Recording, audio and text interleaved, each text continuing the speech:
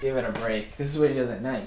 Today I feel pretty normal, actually. Yesterday I felt like a cancer patient. So sometimes it just comes out of nowhere. My name is Michael Pop, and I'm 30 years old. On December 3rd of 2012, I was diagnosed with B-cell ALL, which is a type of leukemia. It's a blood cancer, which required me to get a allogeneic stem cell transplant. You know, the transplant is sort of really uneventful. They sedate you pretty heavily. It takes like a minute. Or mine did. It was just like a big syringe that they pushed into my chest. And that was it. And today is, I think, 119 days since transplant. And then this is like all medical bills. This is all medical bills in here. See, it comes down every time. I was really sad afterwards.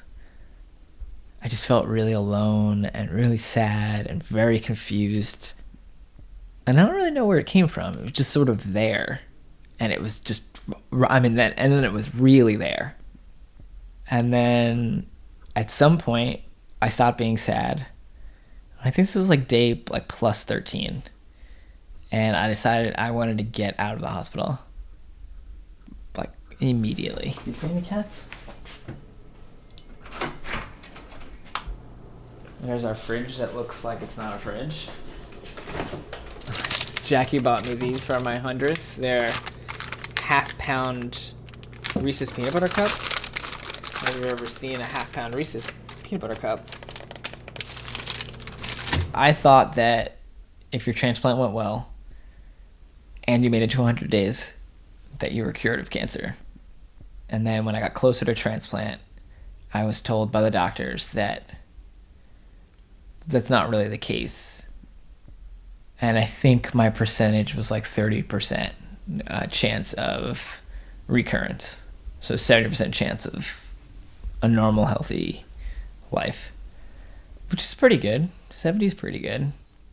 30 is pretty high if you look at it the other way. And it's not every day that I just sit and worry about it, but I've been worried every day since. I'm only on these 3. Just folic acid, a multivitamin, and a cyclovir. And that's it. But I used to be on like 6 or 7 medications at any given time. So I do a more in-depth look at where you are. And for me, when I got my test results back, I found out that my donor cells had gone from 100% to 91%. So they'd come down, which means that my cells were back in my marrow. And to me, that was really frightening. I immediately thought I was going to die. Like that the cancer was going to come back and then I wouldn't be able to beat it, and this is just like the course of my life, and I had a couple of years left type of thing. I got really upset. And this is like all these thoughts ran through my head within a second. But they hadn't found any cancerous cells yet. So in 3 months, they'll test again, and they'll let me know. If you haven't had a recurrence in 5 years, you're probably okay. At least with like that cancer. You know, there's like 4 years and 260 days left of worry. I feel like life doesn't really start again until we hit the 5-year mark. Like then I'll decide if I want to get married, if I want to have children.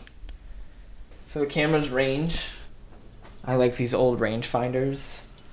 It has like really,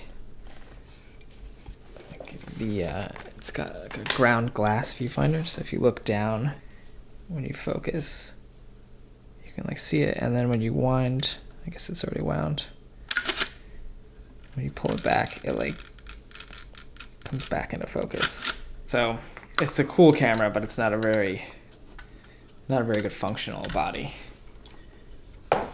My friend and I are gonna go rock climbing, and we're taking flight lessons, and I ride the mopeds and a bike with no brakes, and skateboarding and snowboarding, and I want to race my car.